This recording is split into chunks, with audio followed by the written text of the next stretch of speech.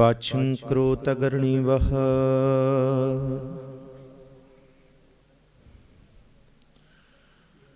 निरासं आस्पूर्णः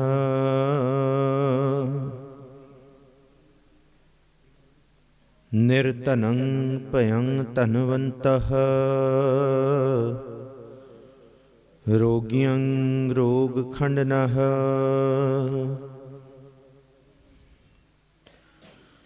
भगत्यं भगत दानं राम नाम गुण कीर्तनः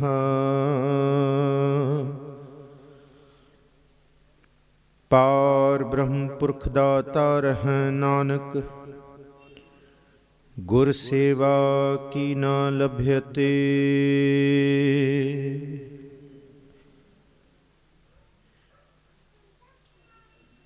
तू मेरो मेर पर्वत स्वामी ओट गही मैं तेरी ना तुम डोलो ना हम गिरते रख लीनी हर मेरी।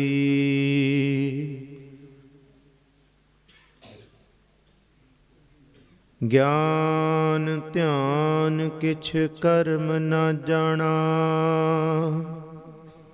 सार न जाना तेरी सब ते वड्डा सतगुर नानक जिन कल राखी मेरी।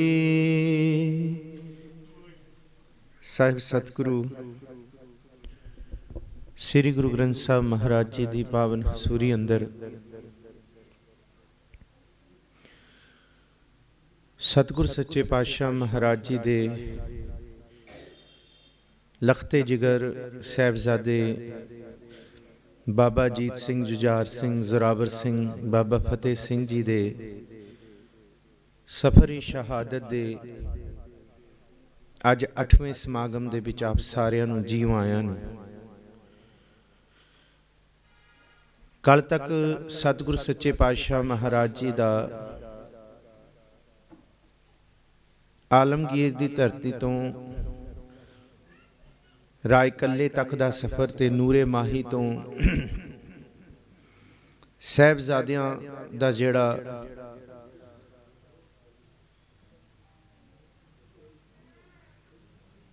शहादत दा नूरे माही ने जो सच बयान किया उन्होंने आपां ढाडी सोहन सिंह सीतल के लफ्ज़ों के विच विचारिया सी, जिहदे विच गुरु गोबिंद सिंह साहब महाराज जी ने पुत्रां दी साहिबजादियां दी शहादत सुन के भी अपने आप नूं दिलगीर नहीं होण दिता, दिलगीर नहीं किया। दिलगीर का भाव है बैराग में जां अखां तो हंझू नहीं कड्डे। उन्होंने यही कहा कि पंथ वसै मैं उजड़ा मन झाओ कनेरा। उन्होंने यही कहा तेरा तुझको सौंपते क्या लागे मेरा, क्योंकि वाह वाह गोबिंद सिंह आपे वाह वाह गोबिंद सिंह वाह तेरा चेहरा। ये जिगरा गुरु गोबिंद सिंह महाराज जी का है, पर गुरु गोबिंद सिंह महाराज जी तक जिहड़ा सफर है बैठा सोडी पातशाह रामदास सत गुरु कहा वै। अज थोड़ा जा आपां गुरु घर दे दर्शन करिए। गुरु दी विद्या प्रणाली, गुरु ग्रंथ साहब जी की देहाती विद्या प्रणाली, इत्थे दी अध्यात्मकता, इत्थे दा ज्ञान, इत्थे दा ध्यान, ये सारी चीज़ां विलखण ने। ये अज तो पहला भावें हज़ारां सालां तो वेद मौजूद ने इत्थे, भावें सतगुरु गुरु गोबिंद सिंह साहब महाराज जी कहंदे सब सिखन को हुक्म है गुरु मान्यो। ये बस इस तो बाद दे सफर दे विच सब कुछ है। महाराज जी का इत्थों निकलना, फिर सतगुरु जी का मालवे की धरती ਦੀਨਾ ਕਾਂਗੜ ਵਿਖੇ ਜ਼ਫਰਨਾਮੇ ਦਾ ਲਿਖਣਾ ਤੇ ਜ਼ਫਰਨਾਮੇ ਨੂੰ ਭਾਈ ਦਇਆ ਸਿੰਘ ਤੇ ਭਾਈ ਧਰਮ ਸਿੰਘ ਦੇ ਹੱਥ ਦੇ ਵਿੱਚ ਭੇਜਣਾ ਔਰੰਗਾਬਾਦ ਦੀ ਧਰਤੀ ਤੱਕ। ਉਸ ਤੋਂ ਬਾਅਦ ਜਿਹੜਾ ਸਫ਼ਰ ਹੈ, ਜਿਹੜੇ 40 ਸਿੰਘ ਵਿਦਾਵਾ ਲਿਖ ਕੇ ਗਏ ਸਨ ਬੀਬੀ ਭਾਗ ਕੌਰ ਦੇ ਨਾਲ, ਫਿਰ ਉਹਨਾਂ ਨੇ ਜੰਗ ਲੜੀ ਹੈ ਔਰ ਉਸ ਜੰਗ ਨੂੰ ਆਪਾਂ ਬਹੁਤ ਸਤਿਕਾਰ ਦੇ ਨਾਲ ਮਾਘੀ ਦੇ ਮੇਲੇ ਵਾਲੇ ਦਿਨ ਭਾਵ ਮਾਘ ਦੇ ਮਹੀਨੇ ਦੇ ਵਿੱਚ ਮਨਾਉਂਦੇ ਹਾਂ। ਇਤਿਹਾਸਕ ਬਹੁਤ ਸਾਰੇ ਵਖਰੇਵੇਂ ਵੀ ਹੈਗੇ ਕਿ ਇਹ ਮਾਘ ਤੱਕ ਕਿਵੇਂ ਪਹੁੰਚ ਗਿਆ, ਕਿੰਨਾ ਲੰਬਾ ਸਫ਼ਰ ਕਿਵੇਂ ਚਲਾ ਗਿਆ। ਹਾਂ, ਇਤਿਹਾਸਕ ਰਾਏ ਇਹ ਵੀ ਹੈ ਕਿ ਸਤਿਗੁਰੂ ਜੀ ਜਿਸ ਵੇਲੇ ਉੱਥੇ ਪਹੁੰਚੇ ਨੇ ਉਹ ਮਹੀਨਾ ਭਰ ਗਰਮੀਆਂ ਦਾ ਹੈ, ਜੇਠ ਤੇ ਹਾੜ ਦਾ। ਬੜੀ ਗਰਮੀਆਂ ਉੱਥੇ ਜਦ ਇਹ ਜੰਗ ਹੋਈ, ਪਰ ਜਿਉਂ-ਜਿਉਂ ਸਮਾਂ ਬਤੀਤ ਹੋਇਆ ਇੰਨੀ ਗਰਮੀ ਤੇ ਇੰਨੇ ਵੱਡੇ ਇਕੱਠ, ਇੰਨੇ ਮੇਲੇ ਕਰਨੇ ਸੌਖੇ ਨਹੀਂ ਸਨ। ਸੋ ਹੀ ਪੁਰਾਤਨ ਗੁਰਸਿੱਖਾਂ ਨੇ ਫੈਸਲਾ ਲਿਆ ਕਿ ਇਹ ਜਿਹੜਾ ਮਿਲਾਪ ਹੈ ਇੱਥੇ 40 ਮੁਕਤਿਆਂ ਦੀ ਜੰਗ ਦਾ ਮੇਲਾ ਹੈ, ਉਹ ਫਿਰ ਮਾਘ ਦੇ ਮਹੀਨੇ ਵਿੱਚ ਰਚਿਆ ਜਾਏ। ਹੁਣ ਸਤਿਗੁਰੂ ਗੁਰੂ ਗੋਬਿੰਦ ਸਿੰਘ ਸਾਹਿਬ ਜਦ ਉੱਥੇ ਮਹਾਂ ਸਿੰਘ ਦਾ ਬਦਾਵਾ ਫਾੜਦੇ ਨੇ ਤੇ ਇਸ ਤੋਂ ਜਿਹੜੇ ਅਗਲੇਰਾ ਸਫਲ ਹੈ ਉਹ ਸਫਲ ਬੜਾ ਬਿਸਮਾਦੀ ਹੈ। ਉਹ ਸਫਰ ਹੈ ਜਿਹਨੂੰ ਅੱਜ ਆਪਾਂ ਸਾਬੋ ਕੀ ਤਲਵੰਡੀ ਸਿੱਖ ਕੌਮ ਦੇ ਤਖਤ ਦੇ ਰੂਪ ਦੇ ਵਿੱਚ ਗੁਰਦੁਆਰਾ ਦਮਦਮਾ ਸਾਹਿਬ ਉਹਨੂੰ ਸਿਜਦਾ ਕਰਦੇ ਆ। ਤਖਤਾਂ ਵਿੱਚੋਂ ਤਖਤ ਹੈ। ਉੱਥੇ ਡੱਲਾ ਸੀ ਤੇ ਡੱਲਾ ਇਹ ਕਹਿੰਦਾ, ਸਤਿਗੁਰੂ ਜੀ ਮੈਨੂੰ ਕਿਉਂ ਨਹੀਂ ਆਖਿਆ? ਮੇਰੇ ਪਠਾਨ, ਮੇਰੇ ਸਿਪਾਹੀ, ਮੇਰੇ ਸੂਰਮੇ, ਮੇਰੇ ਬਹਾਦਰ, ਜੇ ਮੈਨੂੰ ਆਖਿਆ ਹੁੰਦਾ ਤੇ ਇਹ ਦਿਨ ਦੇਖਣੇ ਨਾ ਪੈਂਦੇ, 4 ਪੁੱਤਰ ਸ਼ਹੀਦ ਨਾ ਹੁੰਦੇ, ਬਚ ਜਾਂਦੇ, ਸ਼ਾਇਦ ਸਿੰਘ ਬਚ ਜਾਂਦੇ। ਮਹਾਰਾਜ ਕਹਿੰਦੇ, ਡਲਿਆ ਸਮਾਂ ਦੱਸੇਗਾ ਕਿ ਤੇਰੇ ਬਹਾਦਰ ਖੜਨ ਜੋਗੇ ਹੈਗੇ ਜਾਂ ਨਹੀਂ, ਤੇ ਜਿਨ੍ਹਾਂ ਨੇ ਸ਼ਹਾਦਤ ਦਿੱਤੀ, ਜਿਨ੍ਹਾਂ ਨੇ ਸ਼ਹਾਦਤਾਂ ਦੇ ਜਾਮ ਪੀਤੇ ਨੇ, ਤੈਨੂੰ ਲੱਗਦਾ ਜੇ ਸੰਸਾਰ ਨੂੰ ਲੱਗਦਾ ਉਹ ਇੱਥੋਂ ਕੂਚ ਕਰ ਗਏ ਨੇ, ਪਰ ਗੁਰੂ ਗੋਬਿੰਦ ਸਿੰਘ ਸਾਹਿਬ ਕਹਿੰਦੇ ਉਹ ਕਿੱਥੇ ਨਹੀਂ ਗਏ, ਉਹ ਇੱਥੇ ਹੀ ਨੇ, ਉਹ ਸਦਾ ਹੀ ਜੀਵਤ ਨੇ। ਉਹਨਾਂ ਦੀ ਸ਼ਹਾਦਤ, ਉਹਨਾਂ ਦਾ ਹੋਣਾ, ਉਹਨਾਂ ਦਾ ਚੇਤਾ, ਉਹਨਾਂ ਦਾ ਸਿੱਖਾਂ ਦੇ ਜ਼ਿਹਨ ਦੇ ਵਿੱਚ, ਸਿੱਖਾਂ ਦੇ ਲਹੂ ਦੇ ਵਿੱਚ, ਸਿੱਖਾਂ ਦੇ ਕਾਰ ਵਿਹਾਰ ਦੇ ਵਿੱਚ ਉਹਨਾਂ ਦਾ ਸ਼ੁਕਰਾਨਾ ਤੇ ਉਹਨਾਂ ਦਾ ਚੇਤਾ ਸਦਾ ਹੀ ਰਹੇਗਾ। ਹੁਣ ਭਾਈ ਡੱਲੇ ਦੇ ਨਾਲ, ਬਾਬੇ ਡੱਲੇ ਦੇ ਨਾਲ, ਭਾਈ ਡੱਲਾ ਕਹਿ ਲਓ ਜਾਂ ਡੱਲਾ ਕਹਿ ਲਓ, ਸਤਿਗੁਰੂ ਜੀ ਦੇ ਬੜੇ ਡਾਇਲੌਗ ਕ੍ਰੀਏਟ ਹੋਏ ਨੇ ਉੱਥੇ ਉਸ ਥਾਂ ਤੇ। ਸਤਿਗੁਰੂ ਜੀ ਨੇ ਬੜੀਆਂ ਖੁਸ਼ੀਆਂ ਵੀ ਦਿੱਤੀਆਂ ਨੇ। ਉਹਨਾਂ ਦੇ ਹੀ ਪੂਰਵਜਾਂ ਦੇ ਭਾਵ ਅੱਜ ਤੱਕ ਉਹਨਾਂ ਦੇ ਹੀ ਕੋਲ ਸਤਿਗੁਰੂ ਜੀ ਦੇ ਤੇਗ, ਦੁਮਾਲੇ ਦੇ ਗੁਰੂ ਗ੍ਰੰਥ ਸਾਹਿਬ ਛੋਟੇ ਰੂਪ ਦੇ ਵਿੱਚ ਪੋਥੀਆਂ, ਸਤਿਗੁਰੂ ਜੀ ਦੇ ਵਸਤਰ, ਸਤਿਗੁਰੂ ਜੀ ਦੇ ਦੁਮਾਲੇ, ਕੰਗੇ, ਬਹੁਤ ਕੁਝ ਬੇਸ਼ਕੀਮਤੀ ਸਮਾਨ ਹੈ। ਇੱਕ ਗੱਲ ਮੈਂ ਆਪ ਸੰਗਤਾਂ ਨੂੰ ਆਖਾਂ, ਭਾਵੇਂ ਭਾਈ ਡੱਲੇ ਦੇ ਕੋਲ ਇਹ ਸਭ ਕੁਝ ਪਿਆ ਹੈ, ਅੱਜ ਵੀ ਉਹ ਜਿੰਨੇ ਮਰਜ਼ੀ ਵੱਡੇ ਹੋ ਜਾਣ, ਜਿੰਨੇ ਮਰਜ਼ੀ ਆਪਣੇ ਆਪ ਨੂੰ ਕਹਾਉਣ, ਉਹ ਗੁਰੂ ਗੋਬਿੰਦ ਸਿੰਘ ਸਾਹਿਬ ਜੀ ਦੀ ਤੇਗ ਕਮਰ ਕੱਸੇ ਤੇ ਪਾ, ਗਾਤਰੇ ਪਾ ਕੇ ਉਹ ਬਾਜ਼ਾਰ 'ਚ ਨਹੀਂ ਘੁੰਮ ਸਕਦੇ। ਉਹ ਬੰਦ ਕਮਰੇ ਦੇ ਵਿੱਚ ਵੀ ਨਹੀਂ ਪਾ ਸਕਦੇ। ਨਾ ਉਹ ਦਸਤਾਰ ਵਰਤ ਸਕਦੇ ਨੇ, ਨਾ ਉਹ ਚੋਲਾ। ਸਾਡੇ ਕੋਲ ਬੜੇ ਸ਼ਸਤਰ ਨੇ, ਗੁਰੂ ਹਰਗੋਬਿੰਦ ਸਾਹਿਬ ਦੇ ਨੇ, ਸਾਡੇ ਕੋਲ ਗੁਰੂ ਨਾਨਕ ਸਾਹਿਬ ਦਾ ਚੋਲਾ ਪਿਆ ਹੋਇਆ। ਅਸੀਂ ਦੇਖਦੇ ਹਾਂ ਬਟਾਲੇ ਦੀ ਧਰਤੀ ਤੇ, ਗੁਰਦਾਸਪੁਰ ਦੇ ਲਾਗੇ ਸਤਿਗੁਰੂ ਜੀ ਦਾ ਥਾਂ ਹੈ ਜਿੱਥੇ ਚੋਲਾ ਹੈ, ਗੁਰੂ ਸਾਹਿਬ ਦਾ ਰੁਮਾਲ ਹੈ, ਪਰ ਉਹ ਪਾ ਨਹੀਂ ਸਕਦਾ ਕੋਈ ਪਿੰਡੇ ਤੇ ਗੁਰੂ ਸਾਹਿਬ ਦੇ ਰੈਲਿਕਸ, ਕੋਈ ਪਾ ਕੇ ਭਰੇ ਸਰ ਬਾਜ਼ਾਰ 'ਚ ਘੁੰਮ ਨਹੀਂ ਸਕਦਾ। ਸਾਡੀ ਔਕਾਤ ਨਹੀਂ ਹੈ, ਨਾ ਅਸੀਂ ਪਾ ਸਕਦੇ, ਨਾ ਸੋਚ ਸਕਦੇ ਹਾਂ, ਮੈਨੂੰ ਖਿਮਾ ਬਖਸ਼ਿਓ। ਪਰ ਇੱਕ ਚੀਜ਼ ਜਿਹੜੀ ਗੁਰੂ ਨਾਨਕ ਸਾਹਿਬ ਦੀ ਜਿਹਬਾ ਜ਼ੁਬਾਨ ਤੇ ਸੀ, ਉਹੀ ਚੀਜ਼ ਗੁਰਸਿੱਖ ਦੀ ਜ਼ੁਬਾਨ ਤੇ ਆ ਸਕਦੀ ਹੈ। ਐਸੀ ਬਖਸ਼ਿਸ਼ ਜਿਹੜੀ ਗੁਰੂ ਨੇ ਅੰਦਰ ਧਾਰਨ ਕੀਤੀ ਸੀ, ਹਿਰਦੇ ਦੇ ਅੰਦਰ ਰੋਮ ਰੋਮ 'ਚ ਸੀ, ਉਹੀ ਬਖਸ਼ਿਸ਼ ਸਿੱਖ ਦੇ ਹਿਰਦੇ ਤੇ ਰੋਮ ਰੋਮ ਵਿੱਚ ਵਰਤ ਸਕਦੀ ਹੈ। ਉਹ ਹੈ ਜੈਸੀ ਮੈਂ ਆਵੈ ਆਓ ਇਸ ਬਾਣੀ ਬਾਰ ਬਤ। ਕਿਉਂਕਿ ਗੁਰੂ ਗੋਬਿੰਦ ਸਿੰਘ ਸਾਹਿਬ ਦੇ ਬਾਹਰ ਦੇ ਦਿਖਦੇ ਪਸਾਰੇ ਨੂੰ ਅਸੀਂ ਬਰਾਬਰੀ ਨਹੀਂ ਕਰ ਸਕਦੇ, ਨਾ ਹੋ ਸਕਦੀ ਹੈ, ਨਾ ਉਹ ਪਾ ਸਕਦੇ। ਹਾਂ, ਇੱਕ ਚੀਜ਼ ਅੰਦਰੋਂ ਇੱਕਮਿਕ ਹੋ ਸਕਦੀ ਹੈ, ਬਿਲਕੁਲ ਗੁਰੂ ਸਾਹਿਬ ਵਰਗਾ, गुरु खालसा खालसा गुरु कीनो मैं अब, बिल्कुल एक जा। जिन्हों क्या राम कबीरा एक भय है, जिन्हों क्या हरजन ऐसा चाहिए जैसा डलिया तेरे सूरमे तेरे बहादुर, चार टकियां दे खातिर तेरे नौकर ते हो सकते, नौकरी ते कर सकते है। ਜਿਹੜੇ ਰਣ ਤੱਤੇ ਵਿੱਚ ਸ਼ਹੀਦ ਹੋਏ ਨੇ ਉਹਨਾਂ ਵਿੱਚ ਤੇ ਗੁਰੂ ਗੋਬਿੰਦ ਸਿੰਘ 'ਚ ਕੋਈ ਫਰਕ ਨਹੀਂ ਸੀ। ਉਹਨਾਂ ਦਾ ਅੰਦਰ ਤੇ ਗੁਰੂ ਗੋਬਿੰਦ ਸਿੰਘ ਦਾ ਅੰਦਰ ਇੱਕੋ ਹੀ ਸੀ। ਕੱਲਾ ਸੰਗਤ ਸਿੰਘ ਨਹੀਂ ਜਿਨ੍ਹਾਂ ਦਾ ਚਿਹਰਾ ਮੋਹਰਾ ਮਿਲਦਾ ਸੀ। ਉੱਥੇ ਜਿੰਨੇ ਵੀ ਸਿੱਖ ਸ਼ਹੀਦ ਹੋਏ ਨੇ ਉਹਨਾਂ ਦਾ ਅੰਦਰ ਗੁਰੂ ਗੋਬਿੰਦ ਸਿੰਘ ਨਾਲ ਮਿਲਦਾ ਸੀ। ਆਓ ਜੀ ਅੱਜ ਉਹਨਾਂ ਦੇ ਦਰਸ਼ਨ ਬਾਣੀ ਵਿੱਚੋਂ ਕਰੀਏ, ਕਿਵੇਂ ਮਿਲਦਾ ਸੀ। ਗੱਜ ਵੱਜ ਕੇ ਗੁਰੂ ਬਖਸ਼ੀ ਫਤਿਹ ਸਾਂਝੀ ਕਰੋ, ਆਖੋ ਜੀ ਵਾਹਿਗੁਰੂ ਜੀ ਕਾ ਖਾਲਸਾ ਵਾਹਿਗੁਰੂ ਜੀ ਕੀ ਫਤਿਹ। ਇਹ ਵਿਚਾਰਾਂ ਹੁਣ ਇਤਿਹਾਸ ਤੋਂ ਡੂੰਘਾਈ ਦੇ ਵਿੱਚ ਜਾਣ ਵਾਲੀਆਂ ਨੇ, ਕਿਉਂਕਿ ਇਤਿਹਾਸ ਹੁੰਦਾ ਹੈ ਸਾਗਰ ਦਾ ਤਲਾ, ਸਾਗਰ ਦਾ ਸਰਫੇਸ, ਜਿਹਦੇ ਵਿੱਚ ਉਤਾਰ ਹੈ, ਜਿਹਦੇ ਵਿੱਚ ਚੜਾਅ ਹੈ, ਉਹ ਲਹਿਰਾਂ ਦੀ ਤਰ੍ਹਾਂ ਹੈ। ਪਰ ਗੁਰਬਾਣੀ, ਗੁਰੂ ਗ੍ਰੰਥ ਸਾਹਿਬ ਜੀ ਦੀ ਬਾਣੀ, ਧੁਰ ਕੀ ਬਾਣੀ, ਖਸਮ ਕੀ ਬਾਣੀ, ਇਹ ਸਾਗਰ ਦੀ ਡੂੰਘਾਈ ਹੈ। ਇਹ ਸ਼ਾਂਤ ਹੈ, ਇਹ ਠਰਮਾ ਹੈ, ਇਹ ਅਹਿਸਾਸ ਹੈ, ਔਰ ਇਹਨੂੰ ਅਹਿਸਾਸ ਨਾਲ ਹੀ ਮਾਣਨਾ ਪਏਗਾ। ਗੁਰੂ ਨਾਨਕ ਸਾਹਿਬ ਜੀ ਦਾ ਪਹਿਲਾ ਸ਼ਬਦ ਗੁਰੂ ਗੋਬਿੰਦ ਸਿੰਘ ਸਾਹਿਬ ਨੂੰ ਕਮਾ ਕੇ ਦਿਖਾ ਰਿਹਾ। ਸ੍ਰੀ ਰਾਗ ਮਹੱਲਾ ਪਹਿਲਾ, ਤੇ ਇੱਕ ਪਾਸੇ ਸ੍ਰੀ ਰਾਗ ਮਹੱਲਾ ਪਹਿਲਾ ਸ਼ਬਦ ਗੁਰੂ ਨਾਨਕ ਸਾਹਿਬ ਦਾ ਚਲੇਗਾ, ਤੇ ਉੱਥੇ ਧੰਨ ਗੁਰੂ ਗੋਬਿੰਦ ਸਿੰਘ ਸਾਹਿਬ ਦੇ ਭਾਵੇਂ ਆਨੰਦਪੁਰ ਸਾਹਿਬ ਦੇ ਕਿਲੇ, ਮੈਂ ਕਿਲੇ ਇਸ ਲਈ ਕਹਿ ਰਿਹਾ, ਕਿਲਾ ਨਹੀਂ ਕਿਲੇ, 5 ਕਿਲੇ, ਲੋਹਗੜ੍ਹ ਦਾ ਕਿਲਾ, ਤਾਰਾਗੜ੍ਹ ਦਾ ਕਿਲਾ, ਆਨੰਦਗੜ੍ਹ ਦਾ ਕਿਲਾ, ਸਤਿਗੁਰੂ ਜੀ ਦਾ ਬਣਾਇਆ ਹੋਇਆ। ਇਹ ਤੇ 3 ਸਿਰਮੌਰ ਨੇ।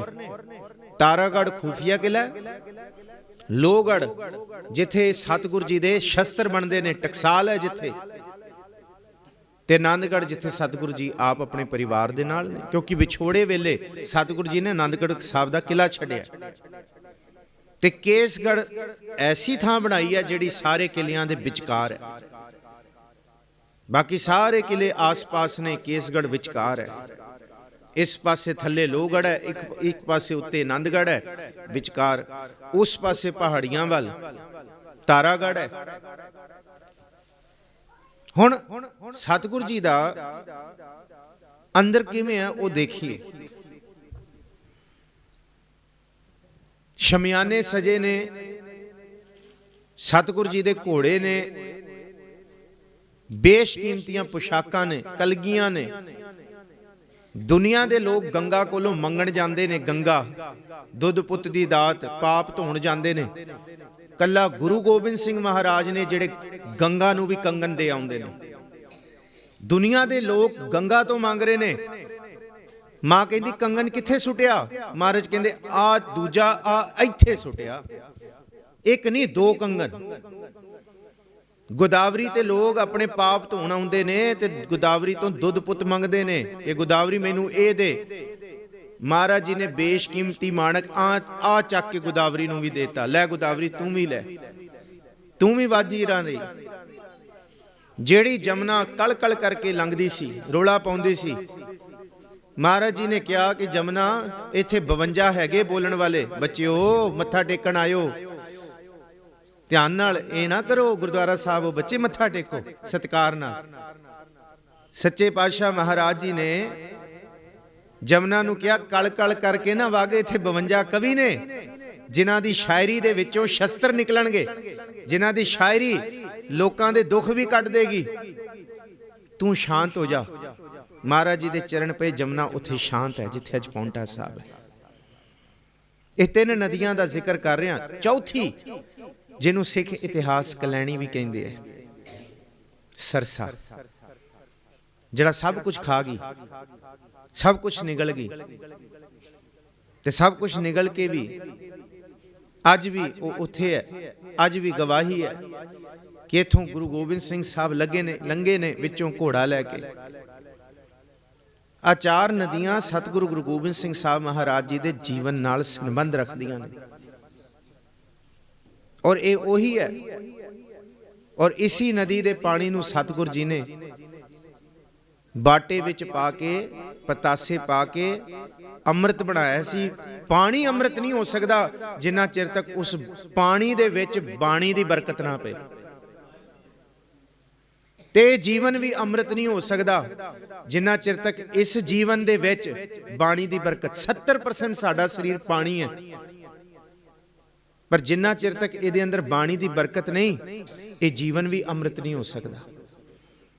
ਪਹਿਲਾ ਸ਼ਬਦ ਗੁਰੂ ਨਾਨਕ ਸਾਹਿਬ ਦਾ, ਮੋਤੀ ਤਾਂ ਮੰਦਰ ਉਸਰਹਿ, ਰਤਨੀ ਤਾਂ ਹੋਹੇ ਜੜਾਉ, ਕਸਤੂਰ ਕੁੰਗੂ ਅਗਰ ਚੰਦਨ ਲੀਪ ਆਵੇ ਚਾਓ। ਸਭ ਕੁਛ ਹੋਏ, ਸ਼ਮਿਆਨੇ ਹੋਣ, ਘੋੜੇ ਹਾਥੀ ਹੋਣ, ਪ੍ਰਸਾਦੀ ਹਾਥੀ ਉੱਤੇ ਚੌਰ ਹੋ ਰਹੇ ਹੋਣ, ਹਰ ਤਰ੍ਹਾਂ ਦੀ ਦੌਲਤ, ਸੋਨੇ ਦੀਆਂ ਮੋਹਰਾਂ ਦੇ ਮੱਥੇ ਟੇਕ ਰਹੇ ਹੋਣ, ਅੱਗੇ ਪਿੱਛੇ ਕੋਈ ਅੰਤ ਨਾ ਹੋਏ, ਪਰ ਇੱਕ ਗੱਲ ਗੁਰੂ ਨਾਨਕ ਸਾਹਿਬ ਨੇ ਕਿਹਾ, ਜੇ ਇਹ ਸਾਰਾ ਕੁਝ ਵੀ ਹੋਏ ਤੇ ਇਹਨਾਂ ਨੂੰ ਵੇਖ ਕੇ ਰੱਬ ਨਾ ਭੁੱਲ ਜਾਏ, ਆਪਣੇ ਆਪ ਨੂੰ ਤੂੰ ਵੱਡਾ ਨਾ ਮੰਨਣ ਲੱਗ ਜਾਈਂ, ਕਿਉਂਕਿ ਕੌਣ ਵੱਡਾ? ਮਾਇਆ ਵਡਿਆਈ। ਇਹ ਮਾਇਆ ਹੈ ਐਸੀ ਕਲੈਣੀ, 4 ਪੈਸੇ ਵੱਧ ਆ ਜਾਣ, ਬੰਦਾ ਆਪਣੇ ਆਪ ਨੂੰ ਪਤਾ ਨਹੀਂ ਕੀ ਸਮਝਦਾ ਤੇ ਸਾਹਮਣੇ ਵਾਲੇ ਨੂੰ ਬੰਦਾ ਨਹੀਂ ਸਮਝਦਾ। ਆਪਣੇ ਆਪ ਨੂੰ ਤੇ ਪਤਾ ਨਹੀਂ ਕੀ ਸਮਝ ਲਿਆ ਤੇ ਸਾਹਮਣੇ ਵਾਲਾ ਬੰਦਾ ਨਹੀਂ ਹੈ, ਉਹ ਤੇ ਦੁੱਕੀ ਤਿੱਕੀ ਹੈ। ਪਰ ਗੁਰੂ ਨਾਨਕ ਸਾਹਿਬ ਨੇ ਕਿਹਾ ਸੀ ਕਿ ਸਾਰਾ ਕੁਝ ਹੋ ਕੇ ਕਿ ਤੇਰੀਆਂ ਘਰ ਦੀਆਂ ਕੰਨਾਂ ਕੱਲੇ ਸੀਮੈਂਟ ਤੇ ਇੱਟਾਂ ਪੱਥਰਾਂ ਦੀਆਂ ਨਾ ਹੋਣ, ਮੋਤੀ ਦੇ ਮੰਦਿਰ ਬਣਾ ਤੂੰ, ਇੰਨਾ ਪੈਸਾ ਹੋਏ ਹੱਕ ਹਲਾਲ ਦਾ, ਰਤਨ ਜੜੇ ਹੋਣ, ਕਸਤੂਰ ਕੁੰਗੂ ਅਗਰ ਚੰਦਨ। ਕਸਤੂਰ ਕੁੰਗੂ ਕਿਹਾ ਚੰਦਨ ਤੇ ਕੇਸਰ, ਕਸਤੂਰ ਕਸਤੂਰੀ, ਹਿਰਨ ਦੇ ਅੰਦਰ ਦੀ ਕਸਤੂਰੀ, ਕੁੰਗੂ ਕੇਸਰ। ਅੱਜ ਧਰਤੀ ਤੇ ਅਸੀਂ ਕਹਿੰਦੇ ਆ ਚੰਦਨ ਦੀ ਲੱਕੜ ਸਭ ਤੋਂ ਮਹਿੰਗੀ ਹੈ, ਨਹੀਂ, ਚੰਦਨ ਦੀ ਲੱਕੜ ਤੇ ਅੱਧਾ ਹਿੱਸਾ ਵੀ ਨਹੀਂ ਹੈ ਜਿੰਨੀ ਮਹਿੰਗੀ ਅਗਰ ਦੀ ਲੱਕੜ ਹੈ। ਅਰਬਾਂ ਖਰਬਾਂ ਦਾ ਵਪਾਰ ਹੈ ਚਾਈਨਾ ਜਾਪਾਨ ਦੇ ਵਿੱਚ ਅਗਰ ਦਾ, ਚੰਦਨ ਤੇ ਕਿੱਥੇ ਵੀ ਨਹੀਂ ਉਹਦੇ ਸਾਹਮਣੇ। ਗੁਰੂ ਨਾਨਕ ਸਾਹਿਬ ਕਹਿੰਦੇ ਕਿ ਚੰਦਨ ਦੇ ਤੇਰੇ ਘਰ ਦੇ ਵਿੱਚ ਡਿਸਟੈਂਪਰ ਨਾ ਹੋਏ ਹੋਣ ਪੇਂਟ ਦੇ, ਇੰਨਾ ਪੈਸਾ ਹੋਏ ਅਗਰ ਤੇ ਚੰਦਨ ਦੇ ਲੇਪ ਕੰਨਾਂ ਤੇ ਕੀਤੇ ਹੋਣ ਤੂੰ, ਕਿ ਘਰਾਂ ਵਿੱਚੋਂ ਖੁਸ਼ਬੂਆਂ ਆਉਂਦੀਆਂ ਹੋਣ, ਇੰਨੀ ਅਮੀਰੀ ਹੋਏ। ਮੋਤੀ ਤਾਂ ਮੰਦਰ ਉਸਰਹਿ, ਰਤਨੀ ਤਾਂ ਹੋਹੈ ਜੜਾਉ, ਕਸਤੂਰ ਕੁੰਗੂ ਅਗਰ ਚੰਦਨ ਲੀਪ ਆਵੇ ਚਾਓ। ਲੀਪਿਆ ਹੋਏ ਕੰਨਾਂ ਤੇ, ਇੰਨਾ ਕੁਛ ਵੀ ਹੋਏ ਤੇ ਮਹਾਰਾਜ ਜੀ ਕਹਿੰਦੇ ਮਤ ਦੇਖ ਭੁੱਲਾਂ ਵਿਸਰੈ। ਆ ਦੇਖ ਕੇ ਤੂੰ ਉਹਨੂੰ ਨਾ ਭੁੱਲ ਜਾਈਂ। ਜੇ ਵੇਖਦਾ ਰਹੇਗਾ ਰੱਬ ਭੁੱਲ ਗਿਆ ਤੇ ਇੱਕ ਦਿਨ ਵਿਸਰ ਜਾਏਗਾ। ਭੁੱਲੇ ਹੋਏ ਨੂੰ ਤੇ ਚੇਤਾ ਕਰਾਉਣਾ ਸੁੱਖ ਹੈ, ਪਰ ਗੁਰੂ ਨਾਨਕ ਸਾਹਿਬ ਕਹਿੰਦੇ ਜੇ ਵਿਸਰ ਗਿਆ ਤੇ ਫਿਰ ਸਿਰ ਦੇ ਉੱਤੇ ਜਿਸ ਦਿਨ ਮਾਇਆ ਚੜ ਗਈ ਨਾ, ਮਾਇਆ ਧਾਰੀ ਅਤ ਅੰਨਾ ਬੋਲਾ, ਸ਼ਬਦ ਨਾ ਸੁਣੀ ਬਹੁ ਰੋਲ ਕਝੋਲਾ। ਉਸ ਦਿਨ ਫਿਰ ਬੰਦਾ ਨਹੀਂ ਦਿਸੇਗਾ, ਫਿਰ ਅੰਨੋ ਬੋਲਾ ਹੋ ਜਾਏਗਾ, ਕੰਨੋਂ ਸੁਣੇਗਾ ਨਹੀਂ, ਜਿਹੜਾ ਹਾਲ ਔਰੰਗਜ਼ੇਬ ਦਾ ਹੋਇਆ। ਮਤ ਦੇਖ ਭੂਲਾ ਵਿਸਰੈ, ਤੇਰਾ ਚਿਤ ਨਾ ਆਵੈ ਨਾਉ, ਹਰ ਬਿਨ ਜੀਓ ਜਲ ਬਲ ਜਾਓ। ਜਪੋ ਜੀ ਹਰ ਬਿਨ ਜੀਓ। ਪ੍ਰਭੂ ਵਿਸਰ ਗਿਆ, ਮਹਾਰਾਜ ਕਹਿੰਦੇ ਇਸ ਤੋਂ ਵੱਡਾ ਦੁੱਖ ਕੋਈ ਨਹੀਂ ਹੈ। ਜੀਵਨ ਸੜ ਗਿਆ, ਪ੍ਰਭੂ ਵਿਸਰ ਗਿਆ, ਜੀਵਨ ਦਾ ਅੰਤ ਹੈ। ਹਵਾਏ ਬੰਦਗੀ ਅਵੁਰਦ ਦਰ ਵਜੂਦ ਮਰਾ, ਵਗਰਨਾ ਜੋ ਕੇ ਚੁਨੀ ਆਮਦਨ ਨਾਬੂਦ ਮਰਾ। ਉਸੇ ਦਿਨ ਬੰਦਾ ਖਤਮ ਹੈ, ਰੱਬ ਦਾ ਭਾਉ ਖਤਮ ਹੋ ਗਿਆ। ਕਿਵੇਂ ਖਤਮ ਹੋ ਗਿਆ?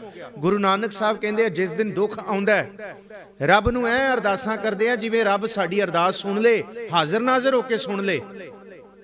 ਤੇ ਜਿਸ ਦਿਨ ਪਾਪ ਕਰਦੇ ਆ ਉਸ ਦਿਨ ਰੱਬ ਦਾ ਚੇਤਾ ਹੀ ਨਹੀਂ, ਕਿ ਉਹ ਤੇ ਦੇਖ ਸੁਣ ਰਿਹਾ ਹੀ ਨਹੀਂ ਹੈ। ਮਹਾਰਾਜ ਕਹਿੰਦੇ ਇੰਨਾ ਭੇਤ ਹੈ ਸਾਡੀ ਅੰਦਰ ਦੀ ਬਿਰਤੀ ਵਿੱਚ। ਜਿਸ ਦਿਨ ਦੁੱਖ ਆਇਆ ਤੇ ਅਰਦਾਸ ਐ ਕਰਦੇ ਆ ਕਿ ਰੱਬ ਸੁਣ ਰਿਹਾ, ਸ਼ਾਇਦ ਦੇਖ ਰਿਹਾ, ਤੇ ਜਿਸ ਦਿਨ ਪਾਪ ਕਰਦੇ ਆ ਮਹਾਰਾਜ ਕਹਿੰਦੇ ਹਾਲ ਪਤਾ ਕੀ ਹੈ? ਕਰਤ ਵਿਕਾਰ ਦੋ ਕਰ ਝਾਰਤ। ਪਾਪ ਕਰਕੇ ਹੱਥ ਐ ਝਾੜਦੇ ਆ ਜਿਵੇਂ ਕੁਝ ਕੀਤਾ ਨਹੀਂ ਹੁੰਦਾ, ਕਿਸੇ ਨੇ ਨਹੀਂ ਵੇਖਿਆ। ਮਹਾਰਾਜ ਕਹਿੰਦੇ ਲੁਕਿਆ ਕੁਛ ਨਹੀਂ ਹੈ। ਇਸ ਕਰਕੇ ਹਰ ਬਿਨ ਜੀਓ ਜਲ ਬਲ ਜਾਉ, ਮੈਂ ਆਪਣਾ ਗੁਰਪੂਛ ਦੇਖਿਆ ਅਵਰ ਨਾਹੀ ਥਾਉ। ਉਹਦੇ ਵਰਗੀ ਕੋਈ ਥਾਂ, ਉਹਦੇ ਜਿਸ ਹਿਰਦੇ ਵਿੱਚ ਪ੍ਰਮਾਤਮਾ ਦਾ ਸਿਮਰਨ ਹੈ, ਉਸ ਹਿਰਦੇ ਵਰਗੀ ਕੋਈ ਥਾਂ ਇਸ ਧਰਤੀ ਨਹੀਂ। ਔਰ ਗੁਰੂ ਅਮਰਦਾਸ ਮਹਾਰਾਜ ਜੀ ਦਾ ਬਚਨ ਨਾਲ ਚੇਤੇ ਕਰੋ, ਹਰ ਬਿਸਰਤ ਸਦਾ। ਇਹ ਖੁਆਰ ਲਫ਼ਜ਼ ਜਿਹੜਾ ਹੈ ਨਾ, ਇਹ ਜਦ 1000 ਵਾਰੀ ਧੱਕੇ ਪੈਣ ਤੇ ਇੱਕ ਵਾਰੀ ਖੁਆਰ ਬਣਦਾ ਹੈ। ਤੇ ਜਿਸ ਤਰ੍ਹਾਂ ਧ੍ਰਿਗ ਕਹਿੰਦੇ ਆ ਨਾ ਬਾਣੀ 'ਚ, ਧ੍ਰਿਗ ਤੇ 100 ਵਾਰੀ ਕਿਸੇ ਨੂੰ ਲਾਨਤ ਪਾਉਣੀ ਹੋਏ ਨਾ ਤੇ ਇੱਕ ਵਾਰੀ ਧ੍ਰਿਗ ਵਰਤਿਆ ਜਾਂਦਾ। 100 ਵਾਰੀ ਲਾਨਤ ਨੂੰ ਇੱਕ ਵਾਰੀ ਧ੍ਰਿਗ ਵਰਤਿਆ। ਇਹ ਸਾਡੀ, ਇਹਨੂੰ ਅਸੀਂ ਤਾਈਓ ਦਿਹਾਤੀ ਵਿਦਿਆ ਕਹਿੰਦੇ ਆ। ਇਹ ਬਿਲਕੁਲ ਦੇਸੀ ਸਦਰੀ ਬੋਲੀ ਹੈ, ਪਰ ਗੁੱਜੀ ਬੜੀ ਹੈ, ਭੇਤ ਬੜੇ ਨੇ। ਇਸ ਕਰਕੇ ਹੈ ਹਰ ਬਿਸਰਤ ਸਦਾ। ਪਰ ਇੱਕ ਪਾਸੇ ਆਪਾਂ ਦੋਹਰਾ ਪੜ੍ਹਦੇ ਹਾਂ, ਖੁਆਰ ਹੋਏ ਸਭ, ਕਿ ਜੇ ਖੁਆਰ ਵੀ ਹੋਏ ਆ ਤਾਂ ਵੀ ਘਬਰਾਓ ਨਾ, ਕਿਉਂਕਿ ਗੁਰੂ ਜਿਹੜਾ ਹੈ ਨਾ, ਉਹ ਗੁਰੂ ਬੰਦੀ ਛੋੜ ਹੈ, ਬੰਦੀਆਂ ਦੀ ਖਲਾਸੀ ਕਰਨ ਵਾਲਾ ਹੈ। ਤੇ ਗਈ ਬਹੌੜ ਹੈ ਜਿਹਦੀ ਸਾਰੀ ਉਮਰ ਪਾਪਾਂ ਕਰਦੇ ਹੋਏ ਲੰਘ ਗਈ ਹੈ। ਇੱਕ ਵਾਰੀ ਰੱਬ ਤੋਂ ਖਿਮਾ ਮੰਗ ਲੇ, ਸਤਿਗੁਰ ਕਹਿੰਦੇ ਉਹਦੇ ਸਾਰੇ ਪਾਪ ਬਖਸ਼ ਕੇ ਉਹਨੂੰ ਵੀ ਦਾਤਾਂ ਮਿਲ ਜਾਂਦੀਆਂ ਨੇ, ਉਹਨੂੰ ਵੀ ਥਾਂ। ਮੈਂ ਮੂਰਖ ਕੀ ਕੇਤਕ ਬਾਤ ਹੈ, ਕੋਟ ਪਰਾਧੀ ਤਰਿਆ ਰੇ। ਗੁਰੂ ਨਾਨਕ ਜਿਨ ਸੁਣਿਆ ਪੇਖਿਆ, ਸੇ ਫਿਰ ਗਰਭਾਸ ਨਾ ਭਰਿਆ ਰੇ। ਇਸ ਕਰਕੇ ਹਰ ਬਿਸਰਤ ਸਦਾ ਖੁਆਰੀ, ਤਾਕੋ ਧੋਖਾ ਕਹਾਂ ਵਿਆਪੈ ਜਾਕੋ ਓਟ ਤੁਹਾਰੀ। ਬਿਨ ਸਿਮਰਨ ਜਿਉ ਜੀਵਨ ਬਲਣਾ, ਸਰਪ ਜੈਸੇ। ਸੱਪਾਂ ਦਾ ਜੀਵਨ ਹੈ। ਸੱਪ ਦਾ ਕੀ ਹਾਲ ਹੈ? ਸਾਰੀ ਉਮਰ ਕਦੀ ਚੰਦਨ ਦੇ ਵਲੇਵੇਂ, ਕਦੀ ਮਿੱਟੀ ਦੇ ਟੋਏ ਪੱਟ ਕੇ ਥੱਲੇ। ਕਿਉਂ? ਅੰਦਰ ਜ਼ਹਿਰ ਹੈ, ਜ਼ਹਿਰ ਗਰਮ ਹੈ, ਤੰਗ ਕਰਦਾ। ਜੇ ਨਹੀਂ ਨਿਕਲਿਆ ਫਿਰ ਵੱਟਾਂ ਤੇ ਪੱਥਰਾਂ ਤੇ ਮਾਰ ਮਾਰ ਕੇ ਜ਼ਹਿਰ ਕੱਢਿਆ ਜਾਂਦਾ ਸੱਪ ਦਾ। ਬਿਨ ਸਿਮਰਨ ਜਿਉ ਜੀਵਨ ਬਲਣਾ, ਸੜਦਾ ਅੰਦਰ, ਅੰਦਰ ਖੁਆਰੀ ਹੈ। ਦੋਨੋਂ ਸ਼ਬਦ ਨਾਲ ਰੱਖ ਲਓ। ਗੁਰੂ ਨਾਨਕ ਸਾਹਿਬ ਜੀ ਦਾ ਪਹਿਲਾ ਸ਼ਬਦ ਹਰ ਬਿਨ ਜੀਓ ਜਲ ਬਲ ਜਾਓ। ਪੜੋ ਜੀ, ਹਰ ਬਿਨ ਜੀਓ। ਧੰਨ ਗੁਰੂ ਅਮਰਦਾਸ ਜੀ ਦਾ ਸ਼ਬਦ ਰੱਖ ਲਓ, ਬਿਨ ਸਿਮਰਨ ਜਿਉ ਜੀਵਨ ਬਲਣਾ। ਜਲ ਬਲ ਜਾਓ, ਜੀਵਨ ਬਲਣਾ। ਇਸ ਗੱਲ ਨੂੰ ਸਮਝੀਏ। ਬਾਣੀ ਬਾਣੀ ਨਾਲ ਖੁੱਲੇਗੀ ਨਾ। ਬਾਣੀ ਨੂੰ ਖੋਲਣ ਲਈ ਵੇਦਾਂ ਦੀ ਜ਼ਰੂਰਤ ਹੈ, ਨਾ ਸ਼ਾਸਤਰਾਂ ਦੀ, ਨਾ ਐਕਸੀਜੀਸਿਸ ਦੀ, ਕੁਛ ਨਹੀਂ ਦੇਖਣਾ। ਸ਼ਬਦ ਨੂੰ ਸ਼ਬਦ ਨਾਲ ਖੋਲੋ। ਹਰ ਬਿਨ ਜੀਓ ਜਲ ਬਲ ਜਾਓ। ਮੈਂ ਆਪਣਾ ਗੁਰ ਪੂਛ ਦੇਖਿਆ ਤੇ ਉੱਥੇ ਗੁਰੂ ਅਮਰਦਾਸ ਜੀ ਕਹਿੰਦੇ, ਬਿਨ ਸਿਮਰਨ ਜਿਉ ਜੀਵਨ ਬਲਣਾ, ਸਰਪ ਜੈਸੇ ਅਰਜਾਰੀ। ਨਵ ਖੰਡਨ ਕੋ ਰਾਜ ਕਮਾਵੇ, ਅੰਤ ਚਲੇ ਗੋ ਹਾਰੀ। ਹਾਰ ਕੇ ਹੀ ਜਾਏਗਾ। ਤੇ ਸਤਿਗੁਰ ਜੀ ਦੇ ਇਹ ਪਦੇ ਅਸੀਂ ਸ਼ਰਾਵਕ ਸੁਧ ਸਵਈਏ ਜਿਹੜੇ ਨੇ, ਸ਼ਰਾਵਕ ਸਵਈਏ, ਉਹਦੇ ਵਿੱਚ ਵਿਚਾਰਿਆ ਸੀ। ਤੇ ਸਤਿਗੁਰ ਜੀ ਨੇ ਦੱਸਿਆ ਕਿ ਭਾਈ ਇਹ ਸੱਤ ਹੈ, ਇਹ ਸੱਤ ਹੈ। ਜੇ ਪ੍ਰਭੂ ਇਸ ਤਰ੍ਹਾਂ ਬੰਦਾ ਨਹੀਂ ਮੰਨਦਾ, ਬੰਦਾ ਆਪਣੀ ਮਰਜ਼ੀ ਕਰੀ ਜਾਏ ਸਾਰਾ ਜੀਵਨ। ਪਰ ਸਤਿਗੁਰ ਜੀ ਕਹਿੰਦੇ ਹੈ ਦੁਨੀਆ ਜਾਣਦੀ ਹੈ ਕਿ ਸਵਰਗ ਤੇ ਨਰਕ ਇੱਥੇ ਹੀ ਹੈ, ਦੋਜ਼ਖ ਤੇ ਬਹਿਸ਼ਤ ਇੱਥੇ ਹੀ ਹੈ, ਹੋਰ ਕਿਸੇ ਵੱਖਰੀ ਧਰਤੀ ਤੇ ਨਹੀਂ ਹੈ। ਇੱਕ ਸ਼ਬਦ ਗੁਰੂ ਅਰਜੁਨ ਸਾਹਿਬ ਜੀ ਦਾ ਲੈ ਲਈਏ, ਸਮਝ ਆ ਜਾਏਗੀ ਗੱਲ। ਸਾਹਿਬ ਜੀ ਦਾ ਬਚਨ ਹੈ ਕਿ ਗੁਰੂ ਦੁਆਰਾ ਹੋਏ ਸੋਝੀ ਪਾਏ ਸੀ, ਏਤ ਦੁਆਰਾ ਧੋਏ ਹੱਛਾ ਹੋਏ ਸੀ। ਮੈਲੇ ਹੱਛੇ ਕਾ ਵਿਚਾਰ ਆਪ ਵਰਤਾਏ ਸੀ। ਇਹਦੇ ਵਿੱਚ ਇੱਕ ਤੁਕ ਹੈ, ਮਤ ਕੋ ਜਾਪੈ ਜਾਏ ਅੱਗੇ ਪਾਏ ਸੀ। ਕਿ ਕੋਈ ਭੁਲੇਖਾ ਨਾ ਰੱਖਿਓ ਕਿ ਅੱਗੇ ਸਵਰਗ ਮਿਲਣਾ ਹੈ ਜਾਂ ਅੱਗੇ ਨਰਕ ਹੋਏਗਾ, ਅੱਗੇ ਦੇਖ ਲਾਂਗੇ। ਮਤ ਕੋ ਜਾਪੈ ਜਾਏ, ਇੱਥੇ ਹੀ ਨਰਕ ਹੈ ਤੇ ਇੱਥੇ ਹੀ ਸਵਰਗ ਹੈ, ਸਭ ਕੁਝ ਇੱਥੇ ਹੀ ਹੈ। ਵਜ਼ੀਰ ਖਾਨ ਦਾ ਵੀ ਖਾਤਮਾ ਇੱਥੇ ਹੀ ਹੋਇਆ ਤੇ ਰਹਿੰਦੀ ਧਰਤੀ ਤੱਕ ਵਜ਼ੀਰ ਖਾਨ ਨੂੰ ਧਰੇਗੀ ਆਖਾਂਗੇ, ਲਾਂਤਾਂ ਹੀ ਪੈਣਗੀਆਂ। ਔਰ ਮੁਸਲਮਾਨ ਲੋਕ ਜਿਹੜੇ ਰੱਬ ਦੀ ਬੰਦਗੀ ਕਰਨ ਵਾਲੇ ਨੇ, ਕੱਲੇ ਅਸੀਂ ਨਹੀਂ, ਉਹ ਵੀ ਧ੍ਰਿਗ ਪਾਉਂਦੇ ਆ। ਕਹਿੰਦੇ ਕੈਸਾ ਵਜ਼ੀਰਾ ਜੰਮਿਆ, ਕਹਿੰਦੇ ਸਾਰੀ ਕੌਮ ਨੂੰ ਇਹਨੇ ਦਾਗ ਲਾਤਾ। ਕਹਿੰਦੇ ਔਰੰਗਜ਼ੇਬ ਨਾਲੋਂ ਤੇ ਜੰਮਦਾ ਹੀ ਨਾ ਬਾਦਸ਼ਾਹ ਇਸ ਧਰਤੀ ਤੇ ਕੋਈ ਜੰਮਦਾ ਹੀ ਨਾ, ਜਿਨੇ ਇਹੋ ਜਿਹਾ ਕਹਿਰ ਕਮਾਉਣਾ ਸੀ ਇਸ ਧਰਤੀ ਉੱਤੇ ਲੋਕਾਂ ਤੇ। ਧੰਨ ਗੁਰੂ ਨਾਨਕ ਸਾਹਿਬ ਮਹਾਰਾਜ ਜੀ ਦੀ ਹੋਰ ਬਾਣੀ ਚਲੋ ਅੱਗੇ ਤੋਰਦੇ ਹਾਂ। ਧੰਨ ਗੁਰੂ ਨਾਨਕ ਸਾਹਿਬ ਜੀ ਦਾ ਸ੍ਰੀ ਰਾਗ ਦੇ ਵਿੱਚ ਇੱਕ ਸ਼ਬਦ ਹੈ ਕਿ ਭਾਈ ਜੇ ਮਨ ਮੈਲਾ ਹੈ, ਮਨ ਨਹੀਂ ਟਿਕਦਾ, ਜੇ ਚਾਹੁੰਦੇ ਹੋ ਸਾਡਾ ਅੰਦਰ ਵੀ ਗੁਰੂ ਗੋਬਿੰਦ ਸਿੰਘ ਵਰਗਾ ਹੋਏ, ਅੰਦਰ ਦਾ ਅੰਦਰ ਬਿਲਕੁਲ ਗੁਰੂ ਵਰਗਾ ਹੋ ਜਾਏ, ਜੇ ਜਿਸ ਅਵਸਥਾ ਦੇ ਵਿੱਚ ਜੇ ਸੁਖ ਦੇ ਤਾਂ ਤੁਝੇ ਅਰਾਧੀ, ਦੁੱਖ ਵੀ ਤੁਝੇ ਧਿਆਈ। ਜੇ ਭੁੱਖ ਦੇ ਤਾਂ ਇਤ ਹੀ ਰਾਜਾਂ, ਦੁੱਖ ਵਿੱਚ ਸੂਖ ਮਨਾਈ। ਤਨ ਮਨ ਕਾਟ ਕਾਟ ਸਭ ਅਰਪੀ, ਵਿੱਚ ਅਗਨੀ ਆਪ ਜਲਾਈ। ਪੱਖਾ ਫੇਰੀ ਪਾਣੀ ਢੋਵਾਂ, ਜੋ ਦੇਵੈ ਸੋ ਖਾਈ। ਨਾਨਕ ਗਰੀਬ ਢਹਿ ਪਿਆ ਦੁਆਰੇ, ਹਰ ਮੇਲ ਲਿਹੋ। ਤੁਹਾਡੀ ਵਡਿਆਈ ਵੱਡੀ ਹੈ ਤੇ ਵਡਿਆਈ ਕਿਹੜੀ ਹੈ? ਹਰ ਕੀ ਵਡਿਆਈ ਦੇਖੋ ਸੰਤੋ, ਹਰ ਨਿਮਾਣਿਆ ਮਾਣ ਦਿਵਾਵੈ। ਜਿਉ ਧਰਤੀ ਚਰਨ ਤਲੇ ਤੇ ਉੱਪਰ ਆਵੈ, ਤਿਉ ਨਾਨਕ ਸਾਧ ਜਨਾ ਜਗਤ ਆਣ ਸਭ ਪੈਰੀ ਪਾਵੈ। ਇਹ ਵਡਿਆਈ ਦਿੱਤੀ ਹੈ ਗੁਰੂ ਨੇ। ਜਿਹਨੂੰ ਧੱਕੇ ਮਾਰਦੇ ਸੀ ਸਾਰੇ, ਜਿਹਨੂੰ ਪਿੱਛੇ ਕਰਦੇ ਸੀ, ਕਹਿੰਦੇ ਆਉਣ ਵਾਲਾ ਸਮਾਂ ਭਾਵੇਂ ਅੱਜ ਸਮਾਂ ਨਹੀਂ ਕਬੂਲੇਗਾ, ਪਰ ਆਉਣ ਵਾਲੀ ਧਰਤੀ ਉਹਨਾਂ ਨੂੰ ਹੀ ਉਹਨਾਂ ਦੇ ਚਰਨਾਂ ਦੇ ਵਿੱਚ ਆਪਣਾ ਮਸਤਕ ਰੱਖੇਗੀ। ਇਹ ਵਡਿਆਈ ਹੈ, ਇਹ ਹੈ ਵਡਿਆਈ। ਸ਼ਬਦ ਦੇਖੋ, ਇੱਕ ਸ਼ਬਦ ਤੋਂ ਦੂਸਰੇ ਸ਼ਬਦ ਦੇ ਵਿੱਚ ਕਿਵੇਂ ਸਤਿਗੁਰੂ ਜੀ ਕਲਾ ਵਰਤਾਉਂਦੇ ਆ। ਸ਼ਬਦ ਤੇ ਇਹ ਲਿਆ ਨਾ ਕਿ ਜੇ ਸੁਖ ਦੇ ਤਾਂ ਤੁਝੇ ਅਰਾਧੀ, ਦੁੱਖ ਵੀ ਤੁਝੇ ਧਿਆਈ, ਤੇ ਉਥੇ ਇਹੀ ਤੁਕ ਵਰਤੀ ਨਾ ਕਿ ਨਾਨਕ ਗਰੀਬ ਢਹਿ ਪਿਆ ਦੁਆਰੇ, ਹਰ ਮੇਲ ਲਿਹੋ ਵਡਿਆਈ। ਤੇ ਵਡਿਆਈ ਕੀ ਹੈ? ਹਰ ਕੀ ਵਡਿਆਈ ਦੇਖੋ ਹੋ ਸੰਤੋ, ਹਰ ਨਿਮਾਣਿਆ ਮਾਣ ਦਿਵਾਵੇ। ਤੇ ਨਿਮਾਣਿਆਂ ਨੂੰ ਮਾਣ ਕਿਵੇਂ ਮਿਲਦਾ? ਨਿਮਾਣਿਆਂ ਨੂੰ ਮਾਣ ਇਵੇਂ ਮਿਲਦਾ ਹੈ, ਜਿਸ ਨੀਚ ਕੋ ਕੋਈ ਨਾ ਜਾਣੈ, ਨਾਮ ਜਪਤ ਉਹ ਚੌਂਕੁੰਠ ਮਾਨੈ। ਜਪੋ ਜੀ, ਨਾਮ ਜਪਤ ਉਹ ਚੌਂਕੁੰਠਾਂ ਦੇ ਵਿੱਚ ਉਹਦਾ ਨਾਂ ਗੂੰਜੇਗਾ ਜਿਹੜਾ ਨਾਮ ਜਪ ਲੇ। ਜਾ ਕੇ ਨਿਕਟ ਨਾ ਆਵੇ ਕੋਈ, ਜਪੋ ਜੀ, ਜਾ ਕੇ ਨਿਕਟ ਨਾ, ਜਿਹਨੂੰ ਸਾਰੇ ਧ੍ਰਿਗ ਧ੍ਰਿਗ ਕਹਿੰਦੇ ਸੀ ਨਾ, ਉਹਦੇ ਲਾਗੇ ਵੀ ਨਹੀਂ ਆਉਂਦਾ ਸੀ, ਕਿਸੇ ਕੰਮ ਦਾ ਨਹੀਂ ਹੈ। ਕਹਿੰਦੇ ਜੇ ਇਹਦੀ ਕਿਰਪਾ ਹੋ ਗਈ, ਸਗਲ ਸ੍ਰਿਸ਼ਟ ਉਹਾ ਕੈ ਚਰਨ ਮਲ ਧੋਈ, ਸਗਲ ਸ੍ਰਿਸ਼ਟ ਉਹਾ ਕੈ ਚਰਨ ਮਲ ਧੋਈ। ਜੋ ਪ੍ਰਾਣੀ ਕਾਹੂ ਨਾ ਆਵਤ ਕਾਮ, ਜੋ ਪ੍ਰਾਣੀ ਕਾਹੂ ਨਾ ਸੰਤ ਪ੍ਰਸਾਦ ਤਾਕੋ ਜਪੀਐ। ਗੁਰੂ ਸੰਤ ਦੀ ਕਿਰਪਾ ਦੇ ਨਾਲ ਕਹਿੰਦੇ ਜਿੱਥੇ ਰੱਬ ਨੂੰ ਯਾਦ ਕੀਤਾ ਜਾਏਗਾ, ਕਹਿੰਦੇ ਉੱਥੇ ਉਹਨਾਂ ਨੂੰ ਵੀ ਯਾਦ ਕੀਤਾ ਜਾਏਗਾ ਜਿਨ੍ਹਾਂ ਨੇ ਰੱਬ ਦੀ ਬੰਦਗੀ ਕੀਤੀ ਹੈ।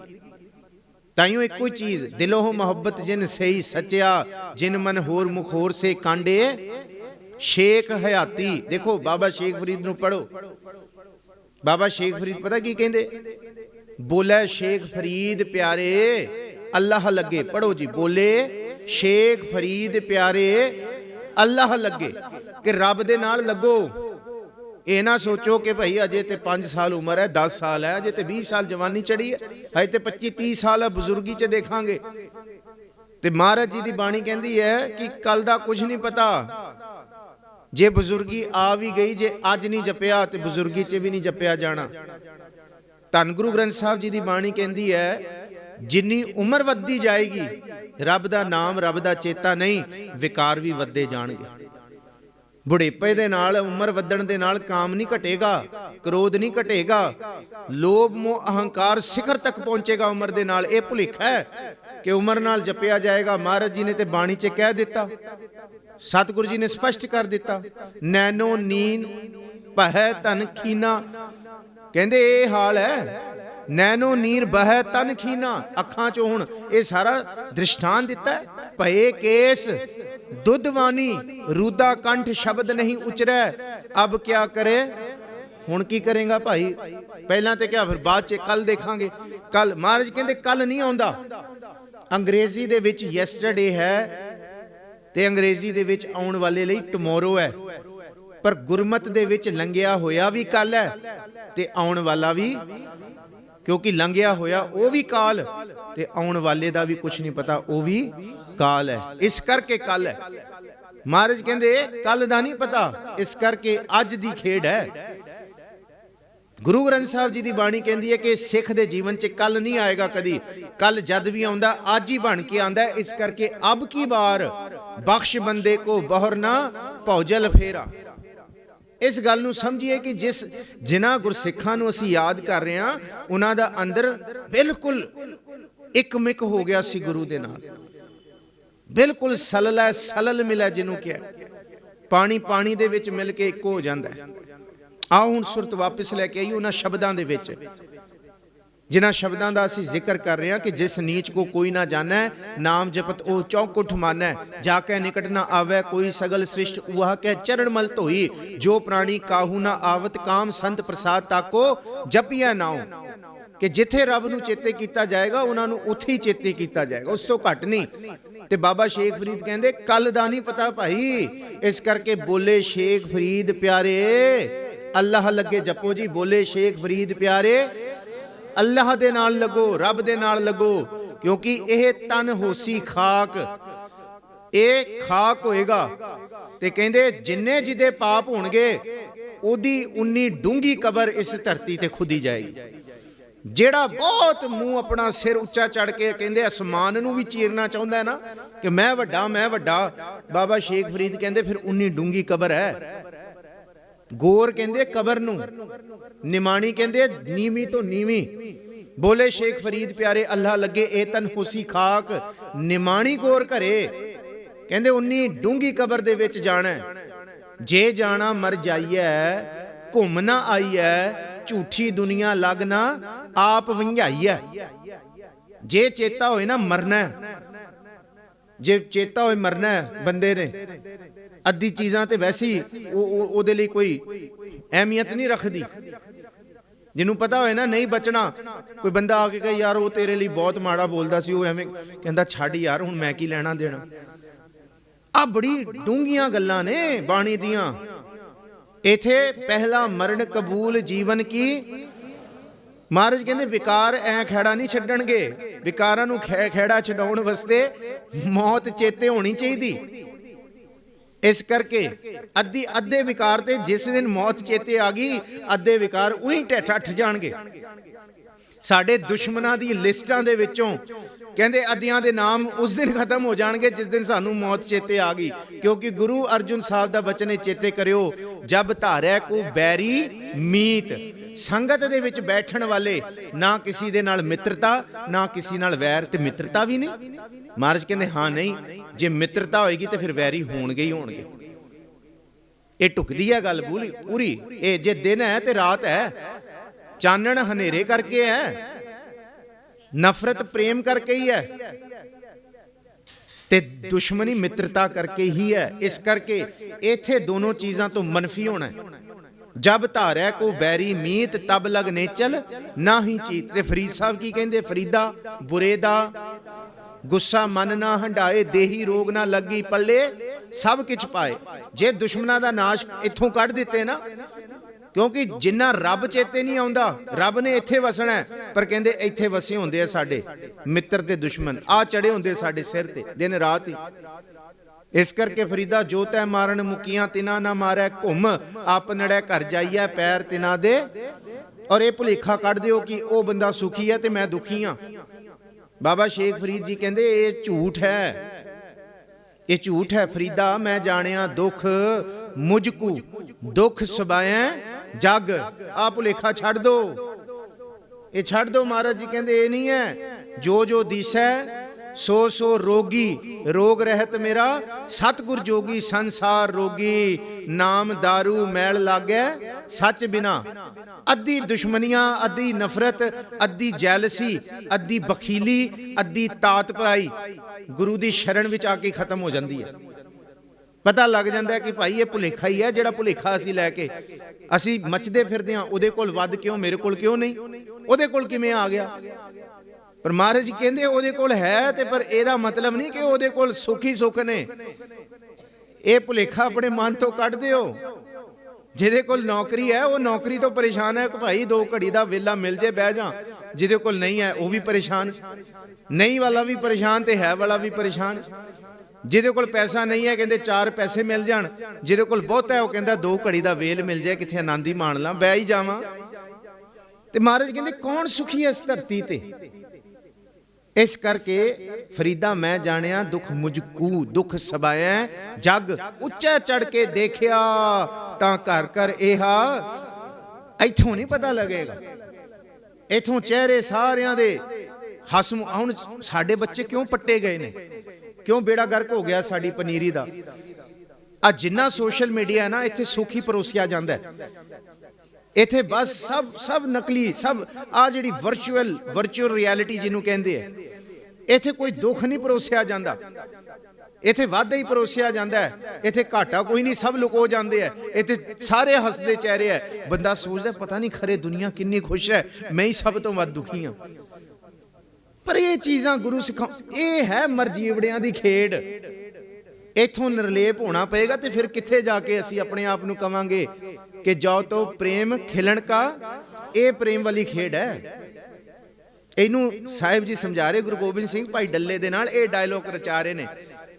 ਹਜੇ ਤੇ ਉਹ ਇਮਤਿਹਾਨ ਵਾਲੀ ਘੜੀ ਆਉਣੀ ਹੈ ਕਿ ਡਲਿਆ ਪਹਿਲਾਂ ਮੈਂ ਤੇਰੇ ਮਨ ਦਾ ਵਹਿਮ ਦੂਰ ਕਰਾਂ, ਜਿਹੜੇ ਇੱਥੇ ਲੜੇ ਨੇ ਨਾ 40-10 ਲੱਖ ਦੀਆਂ ਫੌਜਾਂ ਨਾਲ, ਕਹਿੰਦੇ ਹੁਣੇ ਮੈਂ ਆਵਾਜ਼ ਮਾਰ ਲਈ ਤੇ ਪਤਾ ਲੱਗ ਜਾਏਗਾ ਇਹ ਖੜਦੇ ਨੇ ਕਿ ਨਹੀਂ ਖੜਦੇ। ਕਹਿੰਦੇ ਤੇ ਕੱਲੇ ਗੁਰੂ ਗੋਬਿੰਦ ਸਿੰਘ ਦੇ ਸਾਹਮਣੇ ਖੜਨ ਦੇ ਜੋਗੇ ਨਹੀਂ ਹੈ, ਤੇ ਤੂੰ ਕਹਿੰਦਾ ਮੈਂ 10 ਲੱਖ ਦੀ ਫੌਜ ਦਾ ਟਾਕਰਾ ਕਰਵਾ ਦਿੰਦਾ ਇਹਨਾਂ ਤੋਂ।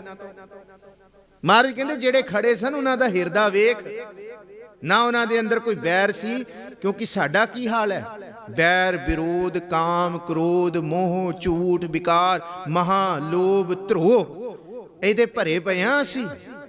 ਗੁਰੂ ਅਰਜਨ ਸਾਹਿਬ ਜੀ ਨੇ ਇੱਕ ਪਦੇ ਦੇ ਵਿੱਚੋਂ ਕਿੰਨੇ ਕੁ ਵਿਕਾਰਾਂ ਦੀ ਗਿਣਤੀ ਜਿਹਦਾ ਅੰਤ ਨਹੀਂ ਕੋਈ।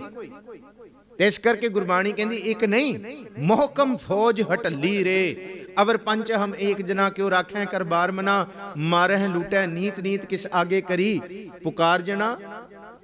ਤੇ ਉਹ ਬੜਾ ਸੋਹਣਾ ਹੈ, ਬੜੇ ਸੋਹਣੇ ਕੱਪੜੇ ਪਾਉਂਦਾ ਹੈ, ਬੜਾ ਸੋਹਣਾ ਬੋਲਦਾ ਹੈ, ਸੋਹਣਾ ਉਹਦਾ ਚਿਹਰਾ ਹੈ, ਚਮੜੀ ਵੀ ਚੰਗੀ ਹੈ, ਪੈਸੇ ਵੀ ਉਹਦੇ ਕੋਲ ਵੱਧ ਨੇ, ਚੰਗੀਆਂ ਸਵਾਰੀਆਂ ਨੇ। ਗੱਲ ਸੁਣੋ ਬਾਣੀ ਕੀ ਕਹਿੰਦੀ ਹੈ, ਬਾਣੀ ਕੀ ਕਹਿੰਦੀ ਉਹ ਸੁਣੋ। ਬਾਣੀ ਨਾਲ ਜੁੜੋ ਤਾਂ ਪਤਾ ਲੱਗੇਗਾ ਉਹ ਕੌਣ ਹੈ ਕੌਣ ਨਹੀਂ ਹੈ, ਸੁੱਖ ਕਿਵੇਂ ਹੈ ਤੇ ਦੁੱਖ ਕੀ ਹੈ।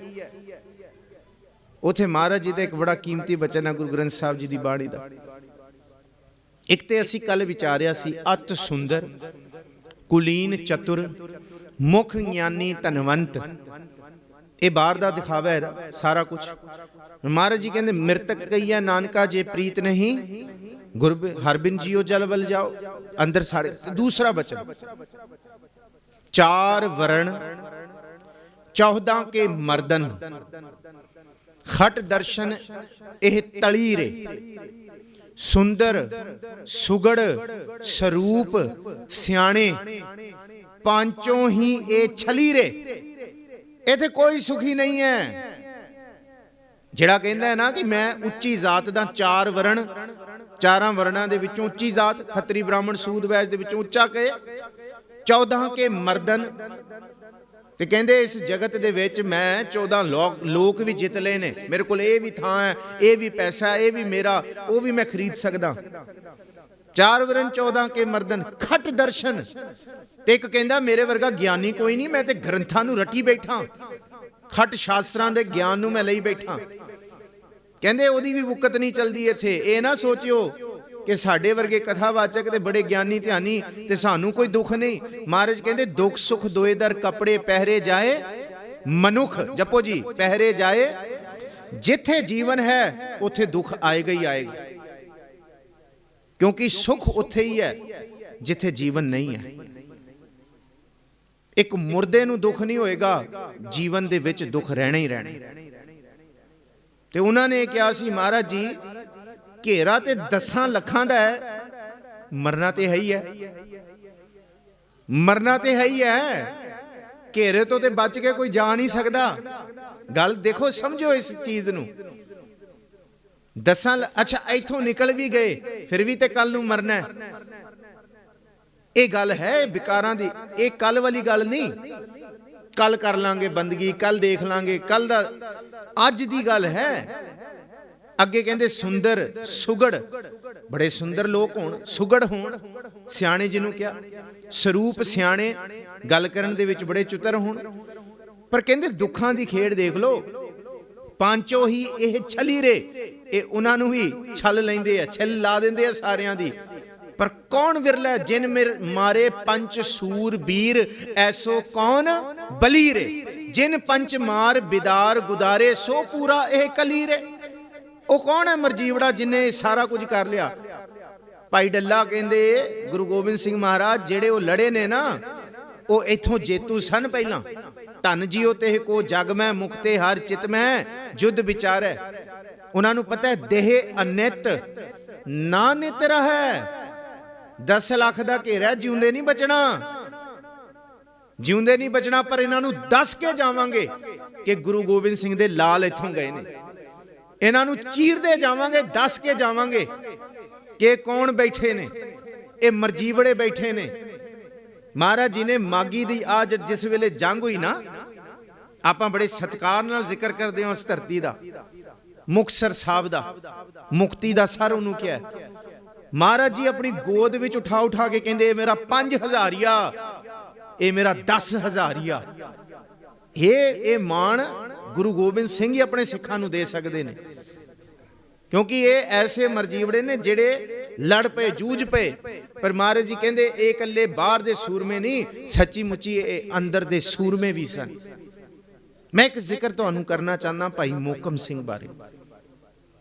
ਮੋਹਕਮ ਸਿੰਘ ਕਿੱਥੋਂ ਨੇ ਤੇ ਕੀ ਉਹਨਾਂ ਦਾ ਪਿਛੋਕੜ ਹੈ? ਦੇਖੋ, ਪੰਜਾਂ ਪਿਆਰਿਆਂ ਵੱਲ ਆਉਣਾ ਹੈ ਅਸੀਂ। 3 ਪਿਆਰੇ ਸ਼ਹੀਦ ਹੋਏ ਨੇ। ਮੋਹਕਮ ਸਿੰਘ ਇਹ ਬੇਟ ਦਵਾਰਕਾ ਦੀ ਧਰਤੀ ਤੇ ਰਹਿੰਦੇ ਆ। ਅਹਿਮਦਾਬਾਦ, ਗੁਜਰਾਤ ਦਾ ਅਹਿਮਦਾਬਾਦ ਤੋਂ ਤਕਰੀਬਨ 250 ਕਿਲੋਮੀਟਰ ਦੂਰ ਦਵਾਰਕਾ ਹੈ, ਬੇਟ ਦਵਾਰਕਾ। ਉੱਥੇ ਤੱਕ ਪਹੁੰਚਣ ਲਈ ਸੜਕ ਨਹੀਂ ਹੈ, 250 ਕਿਲੋਮੀਟਰ ਸੜਕ ਦਾ ਸਫ਼ਰ ਹੈ। ਫਿਰ ਉਸ ਤੋਂ ਬਾਅਦ ਬੇੜੇ ਤੇ ਸਵਾਰ ਹੋ ਕੇ, ਕਿਸ਼ਤੀ ਤੇ ਸਵਾਰ ਹੋ ਕੇ ਉਸ ਟਾਪੂ ਤੱਕ ਪਹੁੰਚਣਾ ਪੈਂਦਾ, ਜਿਹਨੂੰ ਕ੍ਰਿਸ਼ਨ ਜੀ ਦੀ ਨਗਰੀ ਕਹੀ ਹੈ। ਉਸ ਧਰਤੀ ਦੇ ਵਸਨੀਕ ਨੇ। ਤੁਸੀਂ ਇਮੇਜਿਨ ਕਰਕੇ ਦੇਖੋ, 1699 ਦੇ ਵਿੱਚ ਆਨੰਦਪੁਰ ਸਾਹਿਬ ਤੋਂ ਕੋਈ ਉਥੇ ਟੈਲੀਕਮਿਊਨੀਕੇਸ਼ਨ ਤੇ ਨਹੀਂ ਸੀ, ਕੋਈ ਸੈਟੇਲਾਈਟ ਫੋਨ ਤੇ ਨਹੀਂ ਸਨ, ਕੋਈ ਇੰਟਰਨੈਟ ਤੇ ਨਹੀਂ ਸਨ, ਕਿ ਗੁਰੂ ਸਾਹਿਬ ਨੇ ਜਦ ਸੱਦਾ ਭੇਜਿਆ ਤੇ ਉਸ ਸਿੱਖ ਨੂੰ ਵੀ ਸੱਦਾ ਮਿਲਿਆ ਜਿਹੜਾ ਧਰਤੀ ਤੋਂ ਟੁੱਟ ਕੇ ਪਾਣੀ ਦੇ ਵਿੱਚ ਟਾਪੂ 'ਚ ਰਹਿ ਰਿਹਾ। ਔਰ ਤੁਹਾਨੂੰ ਇਹ ਜਾਣ ਕੇ ਹੈਰਾਨੀ ਹੋਏਗੀ, ਜਿਹੜਾ ਗੁਰੂ ਗੋਬਿੰਦ ਸਿੰਘ ਸਾਹਿਬ ਮਹਾਰਾਜ ਜੀ ਦੇ ਪਿਆਰਿਆਂ ਵਿੱਚੋਂ ਮੋਹਕਮ ਸਿੰਘ ਬਣਿਆ, ਉਹਦੇ ਦਾਦੇ ਨੂੰ ਗੁਰੂ ਨਾਨਕ ਸਾਹਿਬ ਜੀ ਦਰਸ਼ਨ ਦੇ ਕੇ ਗਏ ਸਨ। ਇਹ ਐਵੇਂ ਨਹੀਂ ਹੈ, ਗੁਰੂ ਨਾਨਕ ਦੇ ਕੋਲ ਆਏ ਸਨ। ਸਤਿਗੁਰ ਜੀ ਉਸ ਟਾਪੂ ਤੇ ਗਏ ਨੇ, ਉਹਦੇ ਘਰ ਰੁਕੇ ਨੇ। ਉਹ ਥਾਂ ਅੱਜ ਤੱਕ ਸਾਂਭਿਆ ਪਿਆ ਜਿੱਥੇ ਗੁਰੂ ਨਾਨਕ ਸਾਹਿਬ ਨੇ ਚਰਨ ਪਾਏ। ਪਰ ਉਹਨਾਂ ਨੇ ਗੁਰੂ ਨੂੰ ਨਹੀਂ ਵਿਸਾਰਿਆ, ਗੁਰੂ ਦੇ ਚਰਨਾਂ ਨੂੰ ਨਹੀਂ ਵਿਸਾਰਿਆ। ਭਾਈ ਮੋਹਕਮ ਸਿੰਘ ਜਿਸ ਵੇਲੇ ਤੁਰੇ ਹੋਣਗੇ, ਉਹਨਾਂ ਨੂੰ ਕੀ ਪਤਾ ਕੌਣ ਬੈਠਾ ਹੁਣ ਤਖਤ ਤੇ, ਕੌਣ ਗੱਦੀ ਦਾ ਵਾਰਿਸ ਹੈ। ਉਹ ਤੇ ਇਹੀ ਕਹਿ ਕੇ ਤੁਰੇ ਨੇ ਕਿ ਹੁਣ ਗੁਰੂ ਨਾਨਕ ਸਾਹਿਬ ਆਨੰਦਪੁਰ ਸਾਹਿਬ ਰਹਿੰਦੇ ਨੇ। ਉਹ ਤੇ ਗੁਰੂ ਨਾਨਕ ਸਾਹਿਬ ਨੂੰ ਹੀ ਜਾਣਦੇ ਨੇ ਨਾ। ਉਹਨਾਂ ਨੇ ਤੇ ਗੁਰੂ ਨਾਨਕ ਸਾਹਿਬ ਬਾਰੇ ਸੁਣਿਆ ਆਪਣੇ ਪੁਰਖਾਂ ਤੋਂ, ਆਪਣੇ ਦਾਦੇ ਤੋਂ, ਆਪਣੇ ਪਿਤਾ ਤੋਂ। ਹਾਂ, ਇਹ ਸੁਣਿਆ ਹੁਣ 10ਵਾਂ ਨਾਨਕ ਆਨੰਦਪੁਰ ਸਾਹਿਬ ਰਹਿੰਦਾ, ਤੇ ਉੱਥੋਂ ਤੁਰ ਕੇ ਆਨੰਦਪੁਰ ਸਾਹਿਬ ਗਏ ਨੇ। ਤੇ ਜਿਸ ਦਿਨ ਆਨੰਦਪੁਰ ਸਾਹਿਬ ਗਏ ਨੇ, ਕਹਿੰਦੇ ਅੱਜ ਤੋਂ ਬਾਅਦ ਮੈਂ ਆਨੰਦਪੁਰ ਦਾ ਵਾਸੀ ਹੋ ਗਿਆ। ਗੁਰੂ ਕੇ ਸਿੱਖੋ, ਅੱਜ ਤੁਹਾਡੀ ਸੁਰਤ ਗੁਰੂ ਵੱਲ ਤੁਰੀ ਹੈ ਨਾ। ਜਿਵੇਂ ਮੋਹਕਮ ਸਿੰਘ ਨੇ ਪਿੱਛੇ ਨਹੀਂ ਦੇਖਿਆ, ਫਿਰ ਗੁਰੂ ਕੇ ਹੀ ਹੋ ਗਏ। ਅੱਜ ਵੀ ਪ੍ਰਣ ਲੈ ਲਓ, ਅੱਗੇ ਤੁਰ ਪਏ ਆ ਤੇ ਅੱਗੇ ਗੁਰੂ ਕੇ ਹੋ ਜਾਈਏ, ਹੁਣ ਪਿੱਛੇ ਮੁੜ ਕੇ ਨਾ ਵੇਖੀ।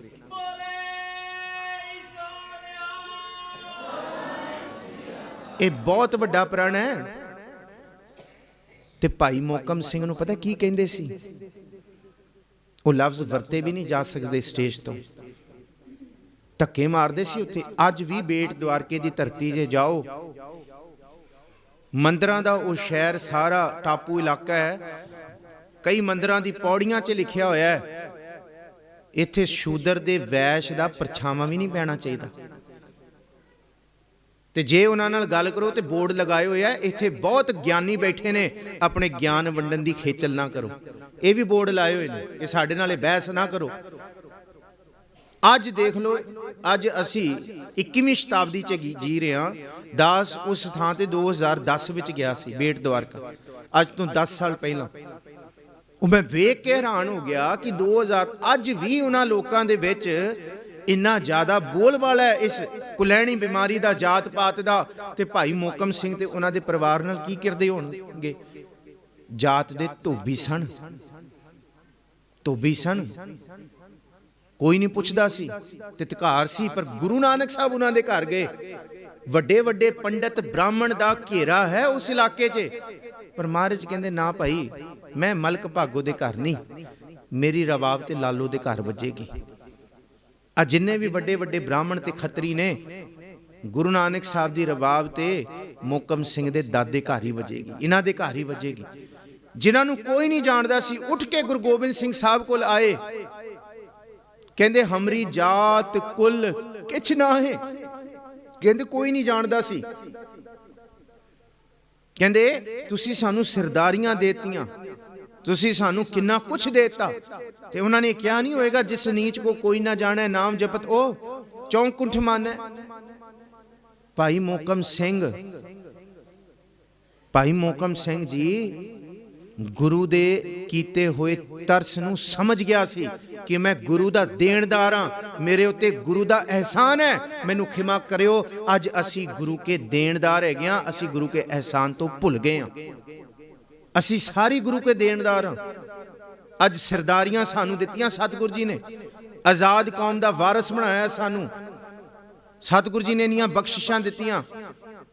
ਇਸ ਕਰਕੇ ਜੇ ਜਾਣਾ ਮਰ ਜਾਈਐ, ਘੁੰਮਣਾ ਆਈਐ, ਝੂਠੀ ਦੁਨੀਆ ਲੱਗ ਨਾ ਆਪ ਵੰਝਾਈਐ, ਸ਼ੇਖ ਹਯਾਤੀ ਜਗ ਨਾ ਕੋਈ ਥਿਰ ਰਿਹਾ। ਹਯਾਤ ਕਹਿੰਦੇ ਆ ਦਿਸਣ ਵਾਲਾ ਸੰਸਾਰ ਸੋਹਣਾ, ਸ਼ੇਖ ਹਯਾਤੀ ਜਗ ਨਾ ਕੋਈ ਥਿਰ ਰਿਹਾ। ਜਿਸ ਆਸਨ ਹਮ ਬੈਠੇ ਕਹਤੇ ਬੈਸ ਗਿਆ। ਕਹਿੰਦੇ ਇੱਥੇ ਬੜੇ ਔਰੰਗਜ਼ੇਬ ਆਏ ਤੇ ਚਲੇ ਗਏ, ਤੂੰ ਕੌਣ ਹੈ? ਬਹੁਤ ਆਏ ਤੇ ਚਲੇ ਗਏ, ਪਰ ਹਾਂ ਜਿੱਥੇ ਬੰਦਗੀ ਵਾਲਾ ਬਹਿ ਜੇ ਫਿਰ ਉਥੇ ਰੱਬ ਹੀ ਬਹਿ ਜਾਂਦਾ ਹੈ। ਤੇ ਨਾ ਉਹ ਮਰਹਿ ਨਾ ਠਾਗੇ, ਜਾਹੇ ਜਿਨ ਕੈ ਰਾਮ ਵਸੈ, ਉਹਨੂੰ ਕੌਣ ਮਾਰ ਸਕਦਾ? ਭਾਈ ਡਲਿਆ, ਇਹ ਉਹ ਨੇ ਜਿਨ੍ਹਾਂ ਬਾਰੇ ਤੂੰ ਸੋਚ ਵੀ ਨਹੀਂ ਸਕਦਾ। ਤੇ ਇੱਕ ਸਤਿਗੁਰੂ ਜੀ ਦੇ ਦਰਬਾਰ 'ਚ ਫਿਰ ਪਿਸਤੌਲ ਲੈ ਕੇ ਆਇਆ, ਬਹੁਤ ਭਾਰੀ, 2 ਸੇਰ ਦੀ ਪਿਸਤੌਲ ਹੈ, ਉਹ ਬੜੀ ਲੰਬੀ। ਮਹਾਰਾਜ ਕਹਿੰਦੇ ਵਾਹ, ਏਡੀ ਸੋਹਣੀ ਪਿਸਤੌਲ, ਅਸੀਂ ਅੱਜ ਹੀ ਪਰਖਾਂਗੇ। ਮਹਾਰਾਜ ਕਹਿੰਦੇ ਠੀਕ ਹੈ ਜੀ, ਕਿੱਥੇ ਪਰਖਾਂਗੇ? ਚਲਿਏ ਬਾਹਰ। ਡੱਲਾ ਕਹਿੰਦਾ ਫਿਰ ਜੰਗਲ 'ਚ ਚਲਿਏ, ਪਰਖੀਏ ਸ਼ੇਰ ਤੇ ਕਿਸੇ ਤੇ। ਮਹਾਰਾਜ ਕਹਿੰਦੇ ਸ਼ੇਰ ਕੇ? ਕੱਲ ਤੇ ਤੂੰ ਕਹਿ ਰਿਹਾ ਸੀ ਕਿ ਮੇਰੇ ਕੋਲ ਸ਼ੇਰ ਨੇ, ਕਿਹੜੇ ਜੰਗਲ ਦੀ ਗੱਲ ਕਰਦਾ? ਲਿਆ ਡਲਿਆ, ਕਿੱਥੇ ਨੇ ਤੇਰੇ ਸੂਰਮੇ, ਕਿੱਥੇ ਨੇ ਤੇਰੇ ਬਹਾਦਰ ਜਿਹੜੇ ਕਹਿੰਦੇ ਸੀ 10 ਲੱਖਾਂ ਦੇ ਸਾਹਮਣੇ ਡਟ ਜਾਣਗੇ?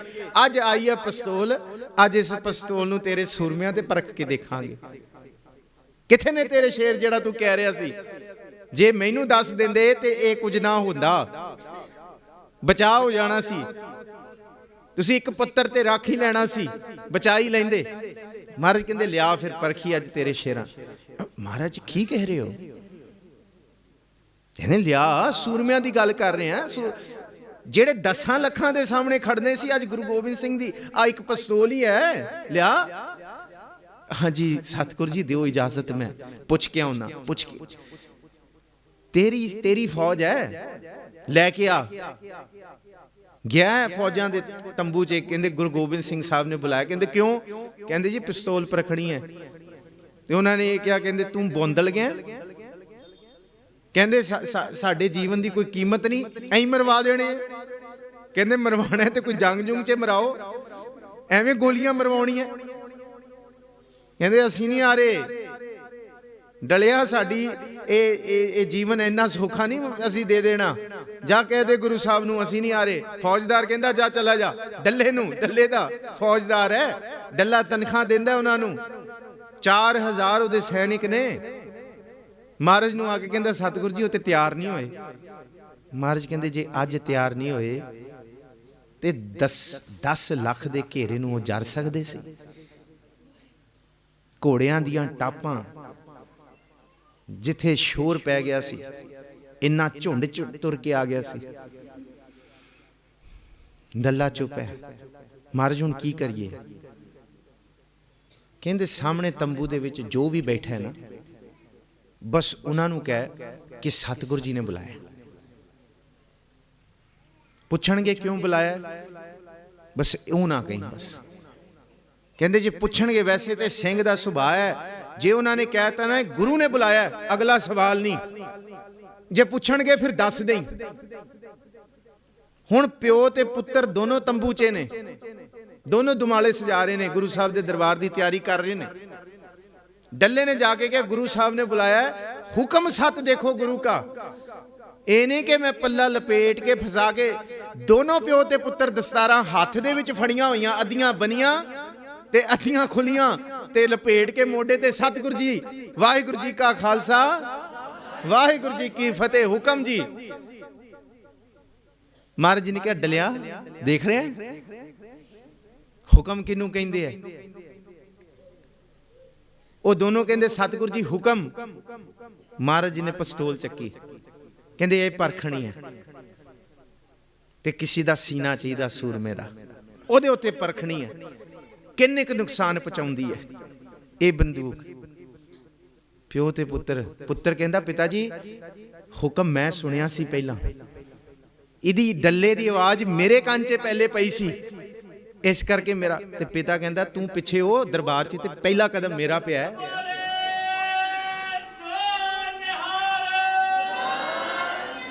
ਇਹ ਤਿਆਰ ਕੀਤੇ ਸਤਿਗੁਰੂ ਨੇ ਅੰਦਰ, ਇਹ ਮਰਜੀ ਬੜੇ ਨੇ। ਪਿਓ ਤੇ ਪੁੱਤਰ ਇੱਕ ਦੂਸਰੇ ਤੋਂ ਅੱਗੇ ਵੱਧ ਰਹੇ ਨੇ। ਸਤਿਗੁਰੂ ਜੀ ਮੇਰਾ ਸੀਨਾ ਮੈਂ ਪਹਿਲਾਂ ਸੁਣਿਆ। ਪਿਤਾ ਕਹਿੰਦਾ ਵੜਿਆ ਤੇ ਮੈਂ ਆ ਦਰਬਾਰ 'ਚ ਪਹਿਲਾਂ, ਆਇਆ ਤੇ ਫੁਰਤੀ ਤੇ ਮੇਰੀ ਹੈ, ਮੈਂ ਪਹਿਲਾਂ ਆਇਆ, ਸੀਨਾ ਮੇਰਾ। ਸਤਿਗੁਰੂ ਜੀ ਮੈਂ ਧੰਨ ਹਾਂ ਕਿ ਗੁਰੂ ਗੋਬਿੰਦ ਸਿੰਘ ਦੀ ਬੰਦੂਕ ਤੋਂ ਨਿਕਲੀ ਹੋਈ ਗੋਲੀ ਇਸ ਤਨ ਨੂੰ ਪਵਿੱਤਰ ਕਰੇਗੀ। ਇਹ ਹੈ ਸਿੱਖ ਦਾ ਜੀਵਨ, ਇਹ ਹੈ ਹੁਕਮ ਸੱਤ, ਇਹ ਹੈ ਬਾਣੀ ਦਾ ਸੱਚ, ਇਹ ਹੈ ਗੁਰੂ ਰਾਮਦਾਸ ਜੀ ਦੀ ਬਖਸ਼ਿਸ਼। ਧੰਨ ਧੰਨ ਰਾਮਦਾਸ ਗੁਰ ਜਿਨ ਸਿਰਿਆ ਤਿਨੈ। ਜਿੱਥੇ ਗੁਰੂ ਤੇ ਜਿੱਥੇ ਗੁਰੂ ਕਾ ਰਹਿਤਵਾਨ ਅੰਮ੍ਰਿਤਧਾਰੀ ਹੁਕਮ ਮੰਨਣ ਵਾਲਾ ਸਿੱਖ, ਇਹ ਦੋ ਇਕੱਠੇ ਹੋ ਜਾਣ ਨਾ, ਫਿਰ ਉੱਥੇ ਕੁਝ ਵੀ ਨਾਮੁਮਕਿਨ ਨਹੀਂ ਹੁੰਦਾ। ਉੱਥੇ ਕੋਈ ਵੀ ਘਟਨਾ ਆਮ ਨਹੀਂ ਵਰਤੇਗੀ, ਜੋ ਵੀ ਵਰਤੇਗਾ ਉੱਥੇ ਕਰਾਮਾਤੀ ਵਰਤਣੀਆਂ। ਫਿਰ ਅੱਜ ਸਿੰਘੂ ਬਾਰਡਰ ਤੇ ਕਰਾਮਾਤਾਂ ਹੀ ਵਰਤ ਰਹੀਆਂ ਨੇ। ਜਿਹੜੀਆਂ ਕਥਾ ਅਸੀਂ ਪਿਛਲੇ 8 ਦਿਨਾਂ ਤੋਂ ਕਰ ਰਹੇ ਹਾਂ, ਉਹ ਕਮਾ ਕੇ ਦਿਖਾ ਰਹੇ ਨੇ।